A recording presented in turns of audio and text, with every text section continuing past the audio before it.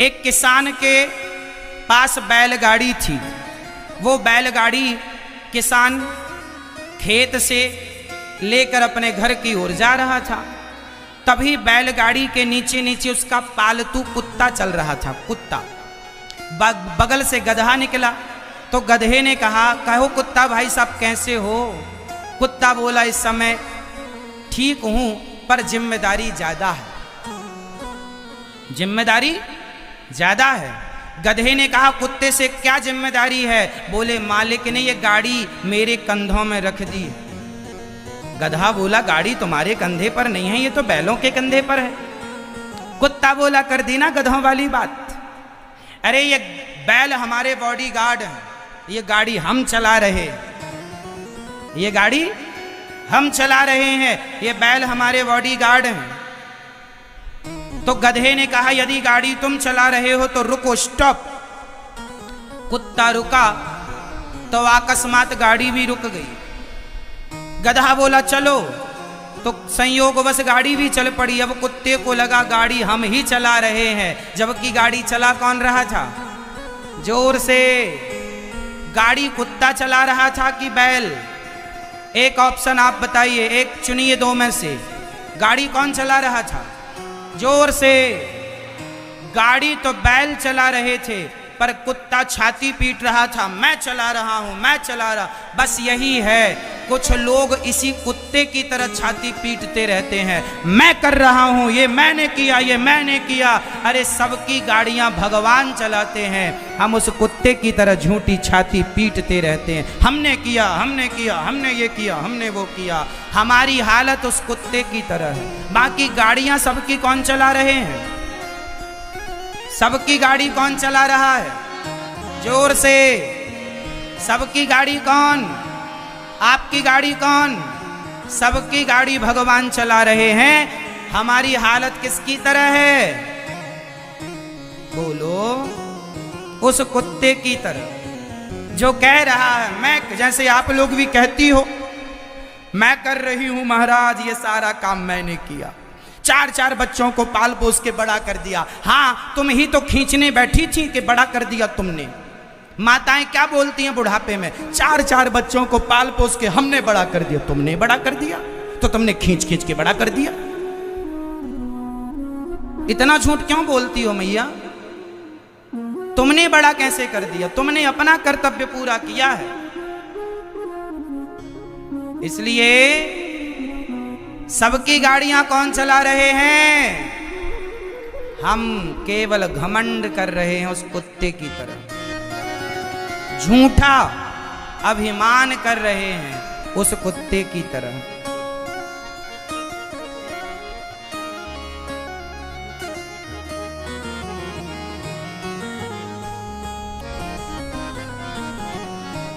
एक काम करना आप लोग, जो लोग ज्यादा घमंड करते हो उनसे कह देना कि आप अपनी औकात भूल गए हैं।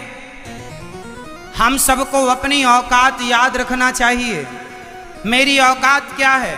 आपकी औकात क्या है? आओ आज हम आपकी औकात बता देते हैं, शायद आपको याद आ जाए। जब हम मरेंगे तो हमें लोग ले जा करके शमशान में जलाएंगे और जलाने के बाद बचेगी क्या? मुट्ठी भर राख बचेगी। कल तक 50 लाख की गाड़ी में चलता था, कल तक बड़े बड़े महलों में, बड़े बड़े गद्दों में, महंगे महंगे मखमली गद्दों में सोता था। आज चिता में सोना पड़ा कि नहीं? आज आग में जलना पड़ा कि नहीं? आज मुट्ठी भर राख। अभी आपका वजन 50 किलो है, 70 किलो है, 80 किलो है, लेकिन वो एक दिन आएगा जब हम और आप मुट्ठी भर राख बनेंगे। और वो मुट्ठी भर राख जो है ना, वो 25 रुपए के घड़े में समा जाती है। कितने का घड़ा आता है? 25 रुपए। मैंने घड़े का रेट भी कंफर्म कर लिया है, 25 का ही है। कोरोना के बाद भी घड़े का रेट नहीं बढ़ा। घड़ा कितने का आता है?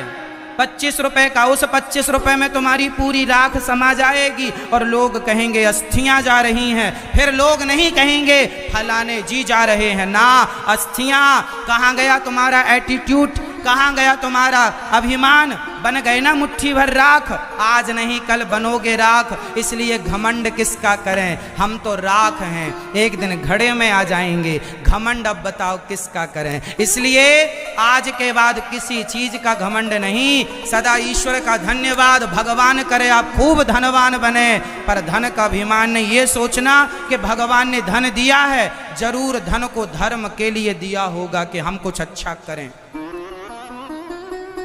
आप सब लोग अपने द्वार पर एक घड़ा बांध सकते हैं ताकि आते जाते दर्शन होए तो आपको अभिमान ना आए कि देखो एक दिन इसी के अंदर समाना है। तो हमारी और आपकी राख घड़े में आएगी कि नहीं? आप में से कितनों की राख घड़े में आएगी? एक दिन आएगी। तो अब घमंड किसका रहेगा? इसलिए केवल भगवान का शुक्रिया अदा करना है, केवल थैंक यू, केवल धन्यवाद। हम तेरा दिया खाएं, तेरा ही गुण गाएं,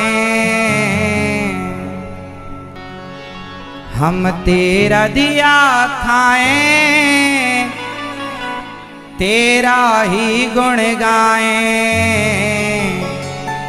जीवन दिया जो उसका भी शुक्रिया करते हैं कान्हा, तेरा हर पल शुक्रिया।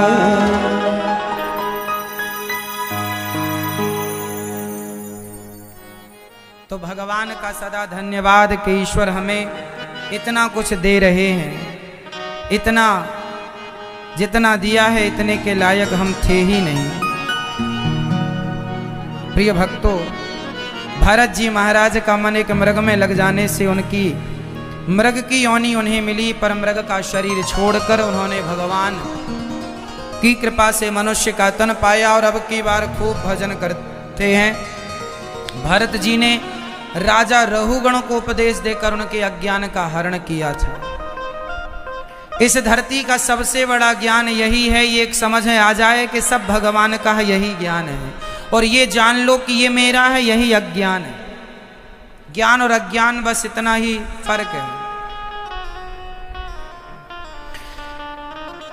भरत जी जैसे परम ज्ञानी ने राजा रहुगण को उपदेश दिया। एक सिंधु सौवीर देश का राजा रहुगण था, पालकी पर चढ़ के जा रहा था।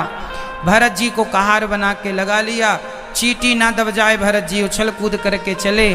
तो राजा रहुगण बोला, आज मैं तुझे मृत्यु दंड दूंगा।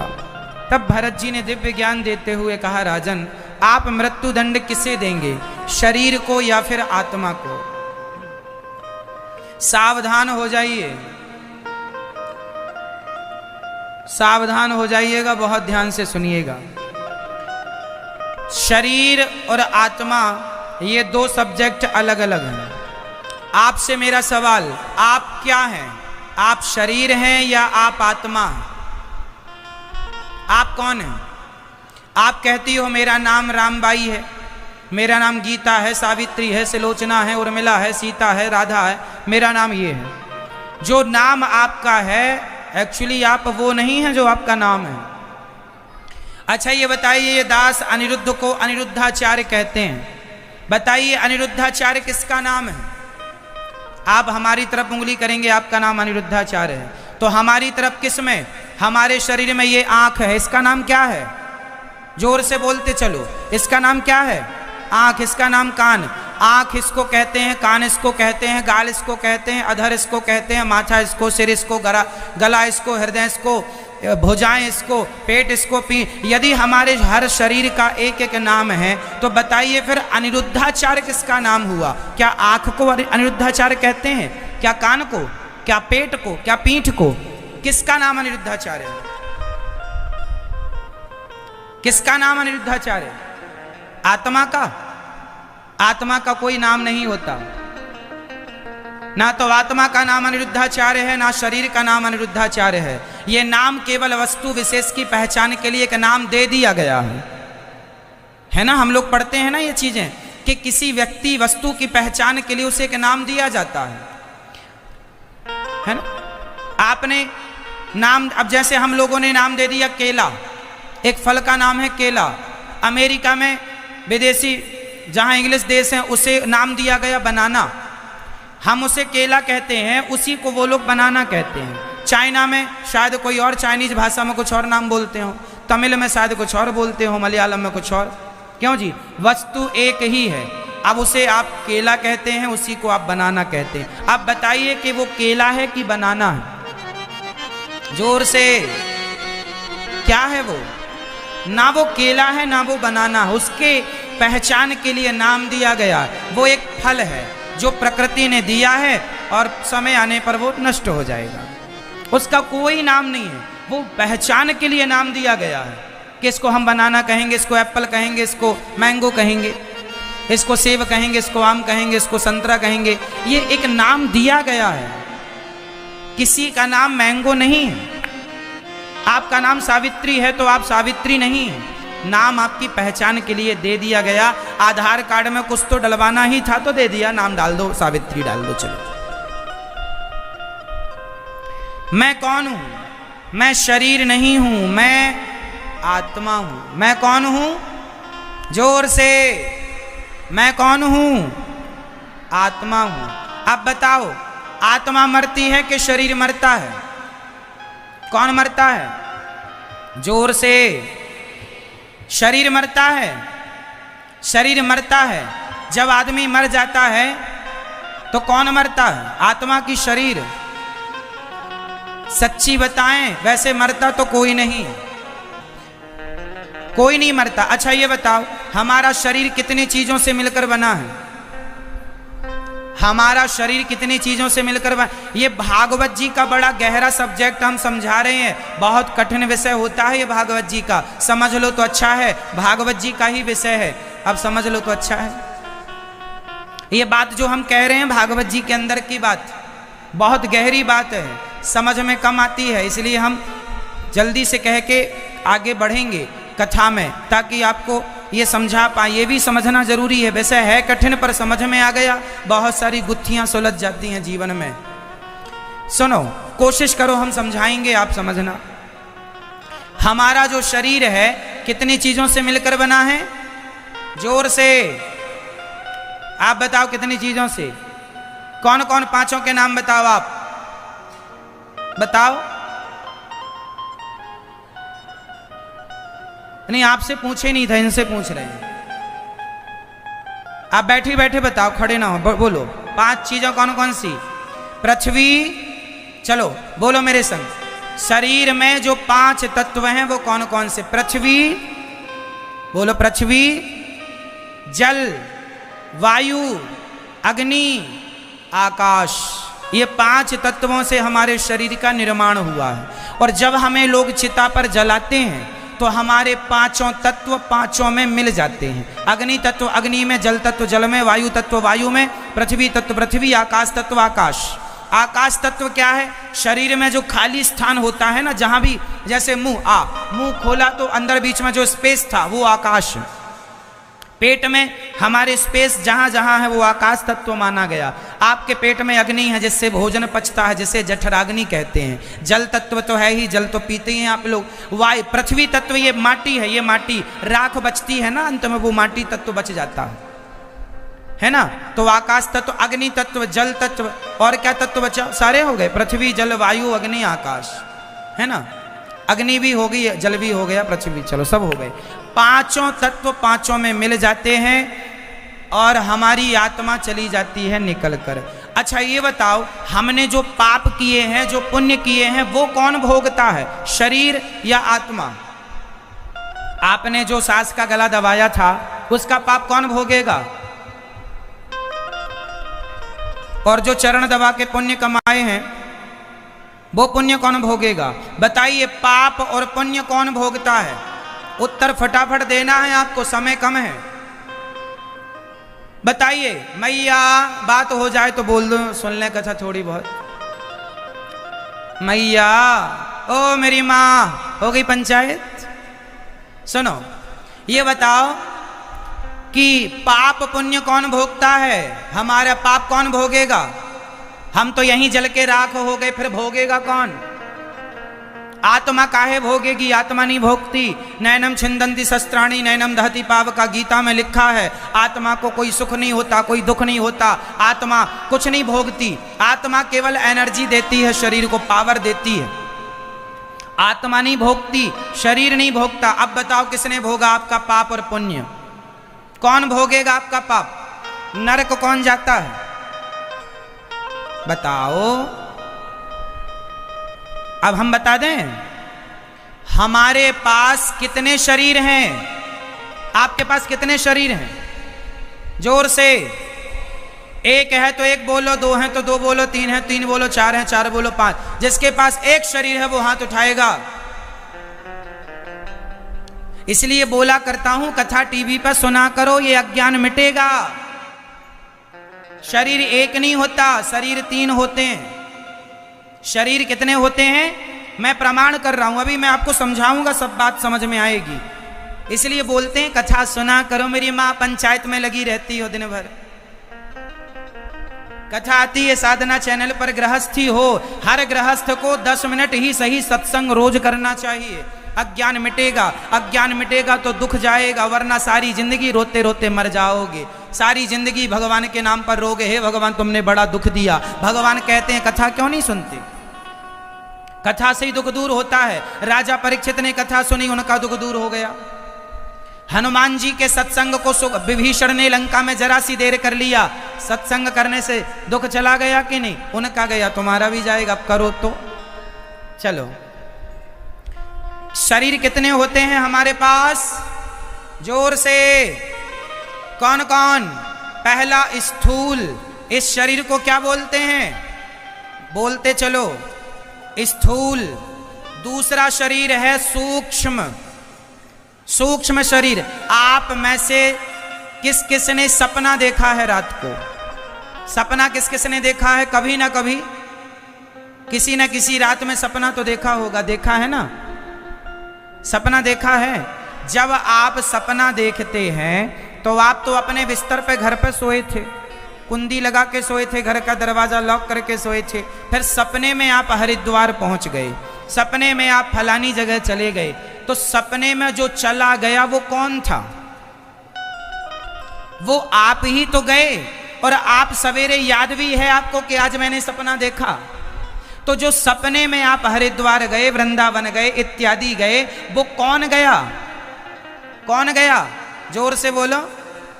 वो हमारा सूक्ष्म शरीर था। जो स्वप्न का दृष्टा है वो कौन है? सूक्ष्म शरीर। एक शरीर बिस्तर पर पड़ा होता है और एक शरीर सपने को देख रहा होता है। ये दो शरीर हो गए। अब तीसरा शरीर, तीसरा शरीर होता है। आप सब बैठे रहिए, केवल कथा सुनिए, इन सबको बिठा लो। अभी कथा सुन लो, फिर पूजा कर लेना आराम से। अभी बैठ जाइए, फिर कर लेना पूजा। तो हमारा जो शरीर है, पहला स्थूल शरीर, दूसरा सूक्ष्म शरीर, तीसरा कारण शरीर। कारण शरीर, जिस कारण से हमें मनुष्य का शरीर मिला। जैसे हमें पुरुष बनाया विधाता ने, आपको स्त्री बनाया। तो किस कारण से आपको पुरुष बनाया और किस कारण से आपको स्त्री बनाया? किस कारण से आप लंगड़ा हो गए? किस कारण से आप अंधे हो गए? किस कारण से आप बहरे हो गए? किस कारण से आपके जीवन में ये संकट आया? जिस कारण से संकट आता है वो एक कारण होता है। हर चीज का एक कारण होता है ना। किसी ना किसी कारण से तो आपको स्त्री बनाया, हमें पुरुष बना दिया ईश्वर ने। पुरुष ही क्यों बनाया? स्त्री बना देते। आपको पुरुष बना देते, स्त्री क्यों बनाया? तो कारण, जिस कारण से आपने ये मानव का तन पाया वो है कारण शरीर। उसे क्या बोलते हैं?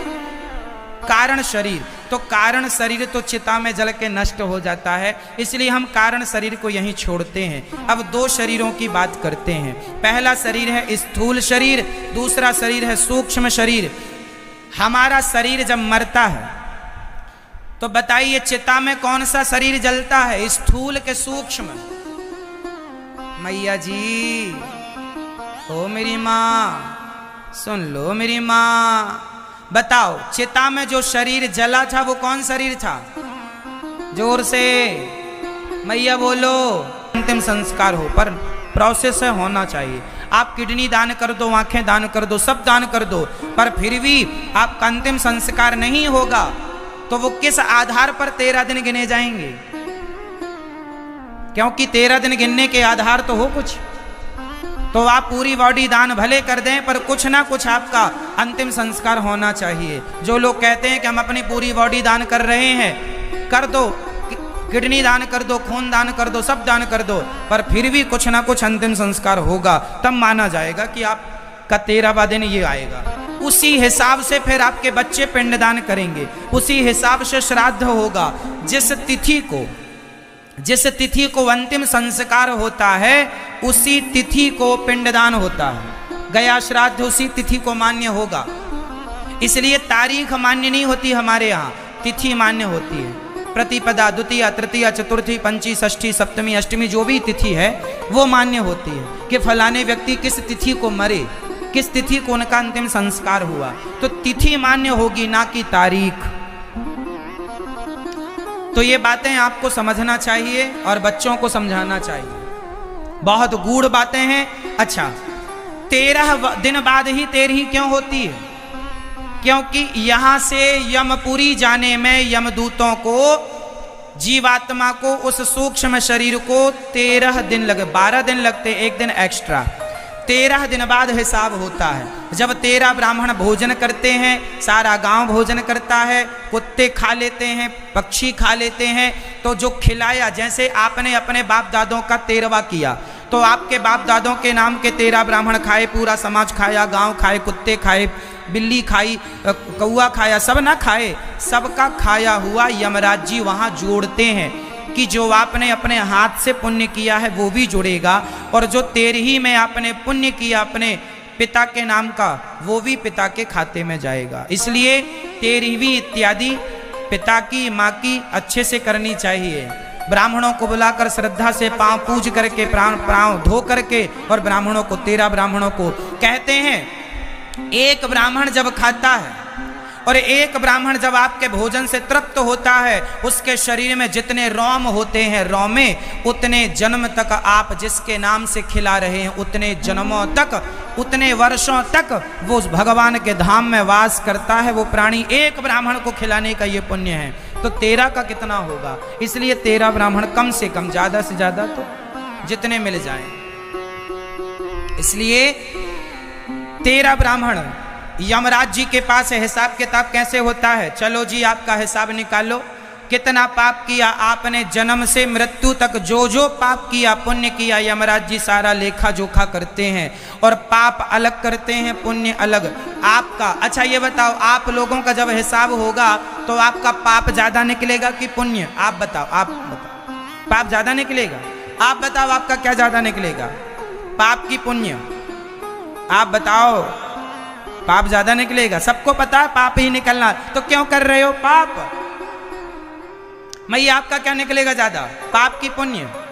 पाप ही निकलेगा, सबको कन्फर्म है पाप ही निकलेगा, फिर भी नहीं छोड़ रहे हैं पाप, फिर भी किए जा रहे हैं। तो यमराज जी के यहाँ जब हिसाब होता है तो वहां पाप ही, कुछ लोगों के पाप ज्यादा निकलते हैं, कुछ लोगों का पुण्य ज्यादा निकलता है। कि माना कि किसी का 5 किलो पाप निकला और 100 ग्राम पुण्य निकला, तो 5 किलो पाप के कारण आपको भगवान 84 का चक्कर देते हैं। जाओ 84 लाख योनियां। ये जो कुत्ता, बिल्ली इत्यादि, चमगादड़ इत्यादि, नाली का कीड़ा जो है, ये कौन लोग हैं?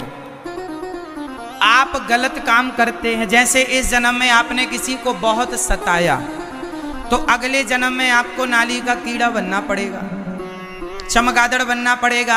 आपके किए पापों को भोगना भी तो पड़ेगा। आप लोग जो पाप कर रहे हैं, भोगेगा कौन? कौन भोगेगा? आप ही भोगेंगे। तो कैसे भोगेंगे?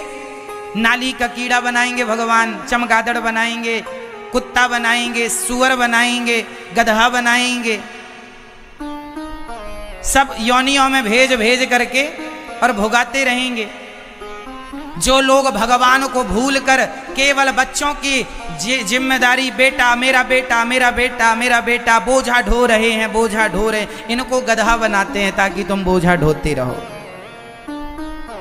जब आपके 5 किलो पाप खत्म हो जाते हैं तब यमराज जी के पास हम जाते हैं, महाराज हमारा 100 ग्राम पुण्य था, उस पुण्य के बल पर यमराज हमें फिर मनुष्य का एक बार तन देते हैं, जाओ अब मनुष्य बनाकर भेज रहे हैं पुण्यों के बल पर, अब कोई पाप ना करना, कोई गलत काम ना करना। बड़े भाग्य मानुष तन पावा, बड़े भाग्य से मानव का तन मिला है मैया, गलत ना करो, कर्म दंड भोगने पड़ेंगे। पता नहीं क्यों नहीं समझते आप लोग, तुम्हारा किया तुम्हें ही भोगना पड़ेगा। यहां हम और आप कुछ दिनों के मेहमान हैं, आगे तो यहां से सबको वहीं जाना है, इसलिए ना किया करो पाप, बड़ा दंड मिलता। 28 प्रकार के नरक होते हैं। सुखदेव भगवान राजा परीक्षित, सुखदेव भगवान कहते हैं राजा रघुगण भरत जी के ज्ञान से मुक्त हो गया, भगवत धाम को दोनों गए। 28 प्रकार के नरकों का वर्णन सुखदेव भगवान ने किया। रौरव, महारौरव, तामिश्र, अंध तामिश्र, जो जैसा पाप करता है वैसे नरक में जाता है। अच्छा ये बताइए, आज कोई अंधा है, कोई लंगड़ा है, कोई बहरा है, कोई काना है, क्यों है? यही तो कर्म दंड है। नाली का कीड़ा तो बनना ही पड़ेगा, पर मनुष्य बनकर भी यदि तुम ज्यादा पापी हो तो वो सब भोगने के बाद भी कुछ पाप बचेंगे जो मनुष्य का तन पाकर भोगना पड़ेगा। अंधा बन के, लंगड़ा बन के, बहरा बन के, काना बन के भोगते रहो, ये तुम्हारे पाप ही हैं। किसी ना किसी जन्म में तुमने पाप किया होगा जिसके फल स्वरूप आज तुम्हें ये दंड मिल रहा है। इसलिए कहता हूं ना किया करो गलत, किसी का दिल ना दुखाओ, ना करो गलत, भोगना पड़ेगा, बहुत महंगा पड़ेगा। कोई नहीं आएगा हाथ बटाने, कोई नहीं आएगा भोगने के लिए, हम किए हैं सो हम ही भोगेंगे। हम आपको एक थप्पड़ मार दें गाल में तो एक थप्पड़ का भी हिसाब हमें चुकाना पड़ेगा। हम आपसे एक झूठ कह दें उसका भी हिसाब चुकाना पड़ेगा। हम आपको गालियां दे दें उसका भी हिसाब चुकाना पड़ेगा। यहाँ तक कि शब्दों का भी हिसाब, जो आप लोग पड़ोसन के संग खड़े होकर दिन भर चुगली करती हो ना, इसका भी हिसाब देना पड़ेगा। इसलिए दिया था तुम्हें जिह्वा, अगले जन्म में जीभ को भगवान काट देंगे और बीच से तुम काट के जीभ करते रहना, टर टर टर। भगवान ने इतनी अच्छी जिह्वा दी है, इतना अच्छा मुंह दिया है, भगवान का चिंतन करो, भगवान का नाम जपो, लेकिन आप निंदा चुगली करती हैं, मेंढक बना के भेजेंगे अगले जन्म में। इसलिए गलत तो गलत। बताइए, भीष्म पितामह जैसों को कर्मदंड भोगने पड़े कि नहीं? भीष्म पितामह को बाणों की सैया पर लेटना पड़ा, हाँ या ना? जोर से। भीष्म पितामह को बाणों की सैया पर लेटना पड़ा, क्यों? उन्होंने एक सांप को पिछले जन्म में मरे एक सांप को, तड़पता हुआ सांप को कांटों के ढेर में फेंक दिया था, कांटे चुभ गए ढेर सारे और सांप तड़प तड़प कर मर गया, जिसके कारण भीष्म पितामह को भी बाणों की सैया पर लेटकर पिछले किसी जन्म का किया पाप का दंड भोगना पड़ा। जब भीष्म पितामह जैसों को कर्म दंड भोगने पड़े तो हम ऐरे गहरे नत्थु खैरे, हम कहाँ किस खेत की मूली हैं? भोगना तो सबको पड़ेगा। बचा कौन? नाम बताओ जो बच गया हो। कौन बच गया जिसे कर्मदंड ना भोगना पड़ा हो?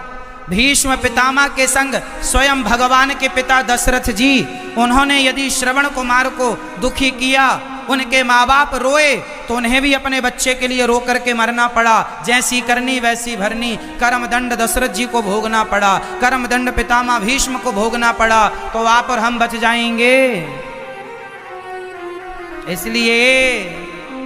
इसलिए कहता हूं, किसी को दुख ना, किसी को दोष ना दीजिएगा।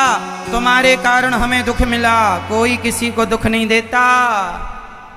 हर व्यक्ति अपने कर्मों का फल स्वयं भोगता है।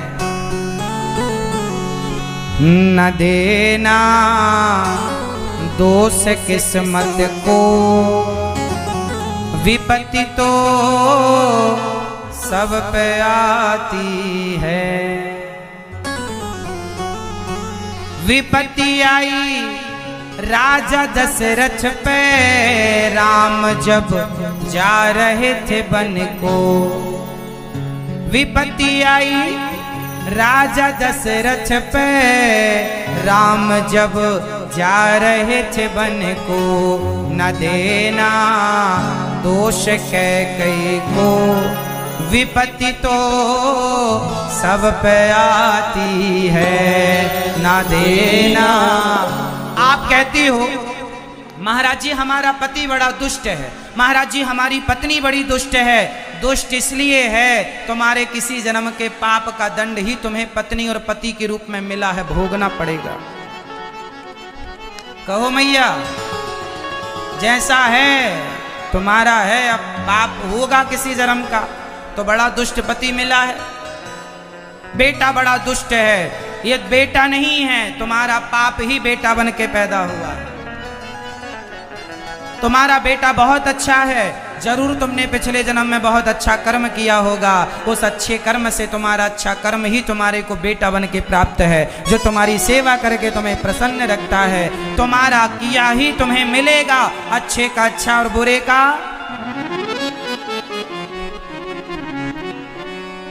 विपत्ति आई अंधा अंधी पे, लाल श्रवण सपाया था।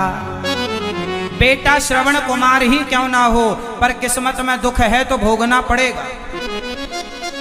विपत्ति आई अंधा अंधी पे, लाल श्रवण सपाया था, न देना दोष दशरथ को, विपत्ति तो सब पे आती है, न देना दोष किस्मत। आप कहती हो ना हमारी तो किस्मत ही फूटी है, कोई की किस्मत फूटी वूटी नहीं होती। तुमने पाप किए हैं, हंसते हंसते भोग लो, खुश रह के भोगो, रोया ना करो।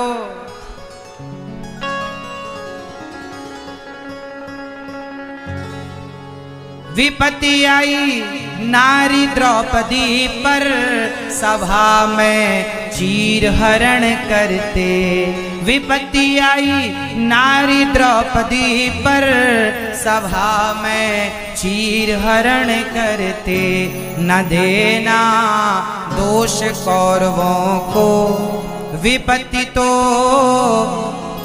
सब पे आती है, न देना दोष किस्मत को, विपत्ति तो सब पे आती है।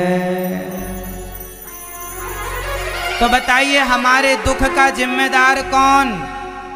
जोर से और जोर से। यदि दुख से बचना है तो एक उपाय है, भगवान की शरण में आ जाओ। अजामिल नाम के एक पंडित जी थे, अपनी पत्नी को छोड़कर दूसरी वैश्या से विवाह कर लिया, 9 बच्चे पैदा किए। जब 10वीं बार उनकी वैश्या नाम की स्त्री अर्थात जो वैश्या थी, जब वो गर्भवती हुई तो साधु संत आए और अजामिल ने उन्हें भोजन खिलाया। तो संतों ने कहा जब हम रोटी खा ही चुके हैं तो इसका उद्धार करके ही रहेंगे। तो अजामिल के छोटे बेटे का नाम रख दिया, जब तुम्हारा बेटा हो तो इसका नाम रख देना नारायण। क्या नाम रखना? नारायण नाम रख देना। अजामिल को संत कहकर चले गए, नाम नारायण रखा। जब अजामिल 88 साल का हो गया, और नहीं, अरे बच्चों में इतना ना उलझ जाओ कि उस परमात्मा को भूल जाओ जिसने तुम्हें ये संसार में आने का एक मौका दिया, एक अवसर दिया है। अंबिकापुर में एक लड़की का साथ विवाह होने के लिए तैयारी चालू हो गई। उसका होने वाला पति आया लड़की देखने के लिए। तो अंबिकापुर की लड़की थी, उसको देखने वाला उसका होने वाला पति आया। तो उसने देखने के बाद मुंह दिखाई, उसने अपनी पत्नी, होने वाली पत्नी को एक अंगूठी पहना दी। अंगूठी, जब अंगूठी पहनाई, पति उसका होने वाला तो चला गया। अब वो अपनी सखियों से कह रही है, देखो मेरे पति ने मुझे अंगूठी दी, देखो देखो। सबको दिखा रही है, देखो देखो कितनी सुंदर है, देखो देखो कितनी अच्छी है, कितनी अच्छी। वहां से एक संत जी गुजर रहे थे, बहुत हंसे। संत जी को हंसता देख उस लड़की ने कहा, महाराज आप क्यों हंस रहे हैं? संत ने कहा, अरे बेटी, जिसने तुझे अंगूठी दीनी यार ने, उसको करती याद। तेरे यार ने तुझे अंगूठी दी, उसे तो याद करती है, उसे तो दिखाती है, लेकिन जिस परमात्मा ने अंगूठी पहनने को उंगली दी है उसे भूल गई तू। अंगूठी देने वाला तो याद रहा, पर उंगली देने वाला भूल गया।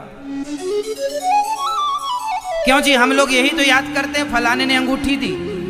जिसने अंगूठी दी उसे याद किया, जिसने उंगली दी उसे भूल गए। जिसने हार दिया उसे याद रखा, जिसने गला दिया उसे भूल गए। जिसने नथ दी उसे याद रखा, जिसने नाक दी उसे भूल गए। क्या बताएं, यही तो विडंबना है। हम ये नहीं कहते कि आप पैसा ना कमाओ, भगवान करे आप खूब पैसा कमाओ, खूब धनी बनो, पर काम करते हुए, धन कमाते हुए अपने भगवान को ना बिसारिएगा, भगवान को ना भूलिए। हे नाथ, मैं आपको सदा याद करती रहूं, करता रहूं। ये सब भगवान का है, नाक भी उसकी, कान भी उसका, ये हृदय भी उसका, सब कुछ भगवान का। तुम्हें सौंपते हैं अमानत तुम्हारी, कृपा की न होती जो आदत तुम्हारी। गरीबों के दिल में जगह तुम न पाते, तो किस दिल में होती हिफाजत तुम्हारी। कृपा की न होती जो आदत तुम्हारी। इसलिए हम कहते हैं कि जगत से रिश्ता ना रखो, जगन्नाथ से रिश्ता रखो। क्या रखा है ऐसी रिश्तेदारी में? जगत की रिश्तेदारी के चक्कर में आप पड़ जाते हैं। हम तो कहते हैं भगवान से रिश्ता रख लो।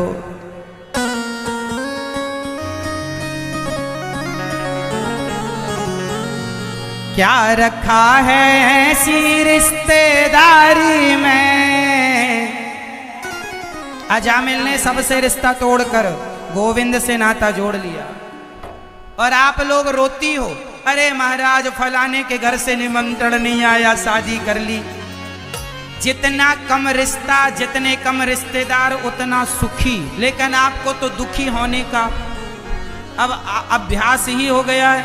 इसलिए कहते हैं कम संबंधी बनाओ, कम रिश्तेदार बनाओ, कम लोगों से संबंध जोड़ो, और ज्यादा से ज्यादा भगवान से। क्या रखा है ऐसी रिश्तेदारी में? क्या रखा है ऐसी रिश्तेदारी में? क्या रखा है ऐसी रिश्तेदारी में? हमें रख लेना मेरे श्याम तेरी दरबारी में। अजामिल जैसे पापी का भगवान की कथा, भगवान के नाम से उद्धार हुआ। एक बार इंद्र ने अपने गुरुजी का अपमान कर दिया, जिससे गुरुजी नाराज होकर के चले गए, और विश्वरूप को अपना गुरु बना करके इंद्र ने यज्ञ कराया।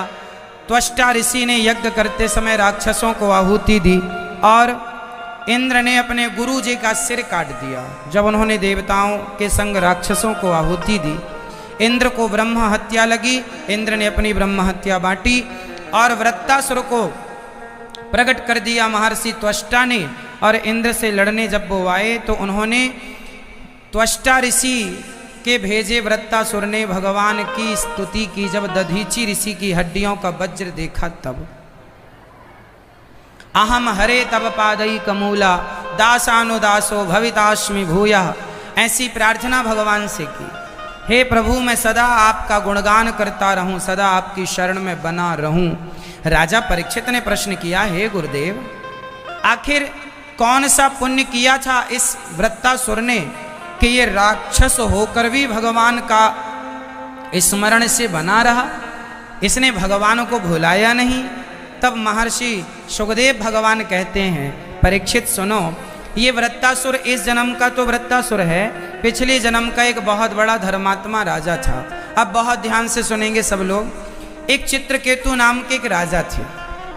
एक अच्छी कथा मैं आपको सुनाने जा रहा हूं। चित्रकेतु नाम के एक राजा थे। उन राजा की बहुत सारी पत्नियां थीं, पर दुर्भाग्य देखिए किसी को संतान नहीं थी। राजा ने बहुत पूजा पाठ कराई पर संतान नहीं हुई। एक दिन गांव में संत आए, संतों की खूब सेवा की तो महर्षि ने एक फल दिया, फल खिलाया। पत्नी कुछ दिनों बाद गर्भवती हुई और उनके गर्भ से एक बच्चा हुआ। कृतद्युति नाम की पत्नी को एक बेटा हुआ। तो जिस रानी को बेटा हुआ राजा उसे ज़्यादा लाइक करने लगे, पसंद करने लगे। अन्य रानियां जो थी उन्हें राजा अब देखते भी नहीं हैं। उन रानियों के अंदर ईर्ष्या हो गई, जलन हो गई और उन रानियों ने उस 5 साल के बच्चे को जहर दे करके मार डाला जलन के कारण। जब बच्चा मरा तो वो सारी रानियां रोने आ गई। नारद जी आए, राजा रो रहे थे। राजा को नारद जी ने समझाया, महाराज इतने बड़े ज्ञानी हो आप, क्यों रो रहे? तब कहा कि महाराज मेरा बेटा देखो चला गया। नारद जी ने समझाया कि ये आपका कोई बेटा नहीं था, अपना समय पूरा करने आया। नारद जी की बातें समझ नहीं आई, पुत्र मोह राजा को ज्यादा था।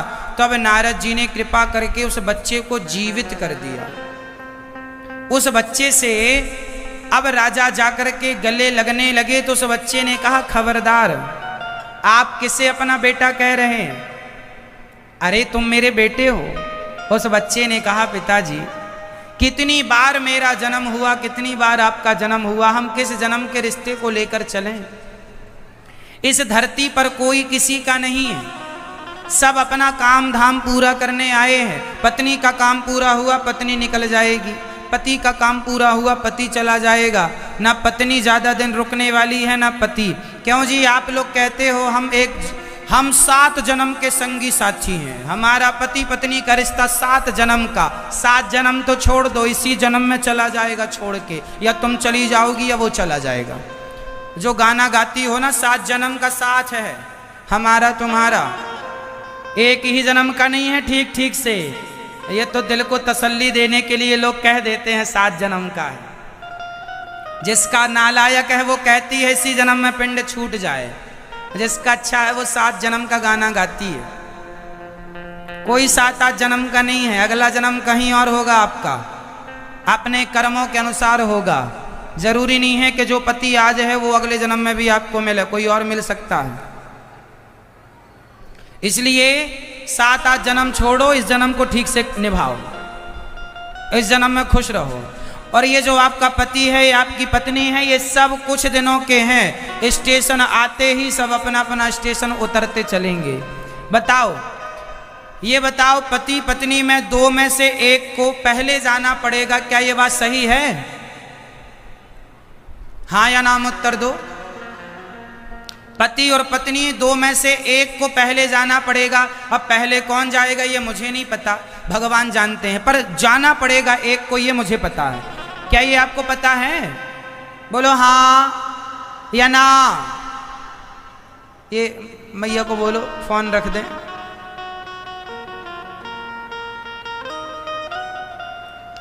तो हमें एक दिन जाना पड़ेगा।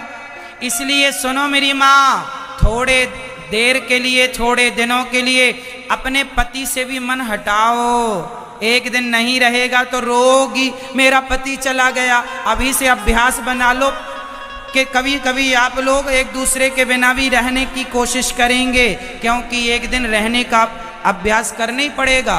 कोई तुम्हारे संग चिता में ना जलने चला जाएगा, ना पत्नी जाने वाली ना पति जाने वाला। इसलिए रहना तो है ही है। तो अभी से अभ्यास शुरू करो। बहुत ले लिया संग में, अब बुढ़ापा आ गया, अब तो थोड़ा मन हटाओ अपना अपना और भगवान में लगाओ। भगवान के संगी साथी उन्हें बनाओ। इतना भी प्रेम ना कर लो कि दुनिया के लिए रोना पड़े। तुम्हारा यही प्यार तुम्हें रुलाएगा। पत्नी मर जाएगी तो रोगे, पत्नी मर गई। क्या तुम्हें पता नहीं था कि एक दिन मर ही जाएगी? पति मर गया, लोग रोते मरा पति मर गया। क्या तुम्हें पता नहीं था कि एक दिन मर जाएगा? जब पता था तो कोशिश अभ्यास क्यों नहीं बनाया? अभ्यास करो, एक दिन उसके बिना रहना ही पड़ेगा। रोने से वापस आ जाए तो हम सब रो लेते हैं मिलके। क्यों मैया, क्या सही है? रोना सही है या विवेक से जीवन जीना सही है, ज्ञान से? हाँ, अरे बुढ़ापा आ गया, दाढ़ी मूछे पक गई, दांत मात गिर गए, अब तो मन हटाओ उस पत्नी पति से, अब भगवान के भरोसे रहो। एक भगवान के सिवा कोई ना काम आए, लेकिन नहीं, बुढ़ापे में भी आपको छोड़ी नहीं जाती पत्नी। बूढ़े आदमी भी, बूढ़े लोग भी बड़ा परेशान रहते हैं पत्नियों के लिए। मायके चली जाए तो 4 फोन लगाते हैं, कब आओगी? अरे राखी बांध के आ जाएगी, इनको चैन नहीं पड़ रही है एक दिन भी। इसलिए आदत बनाओ रहने की, रहना पड़ेगा। हंस के रहो या